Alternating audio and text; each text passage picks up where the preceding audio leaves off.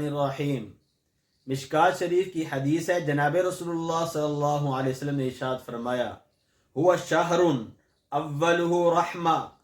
واوسطہ مغفرہ وآخرہ عتق من النیران، او کما قال رسول اللہ صلی اللہ علیہ وسلم،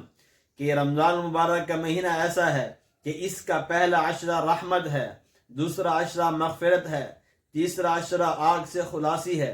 تو اس لیے پہلے عشرے کے اندر اللہ کی رحمت کو طلب کرنا چاہیے اور یہ دعا کثرت سے پڑھنی چاہیے، رب اغفر وارحم وانت خیر الراحمین۔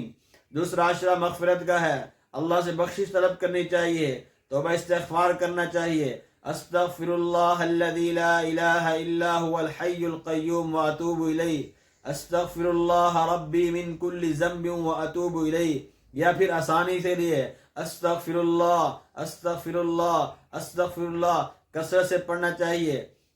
اور آخر عشرے کے اندر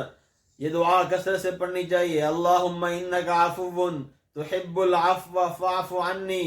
اور یہ دعا پڑھ لیں، اللہم اجرنی من النار، اللہم اجرنی من النار۔ تو یہ 3 عشرے ہیں اور ان کی 3 دعائیں ہیں، تو ہم ان عشروں کے اندر یہ دعائیں بھی پڑھیں اور اس کے ساتھ اور بھی ذکر کا اہتمام کریں، اور جو ہے اللہ سے توبہ استغفار کرتے ہوئے اور پابندی کے ساتھ عبادت کرتے ہوئے رمضان مبارک گزاریں۔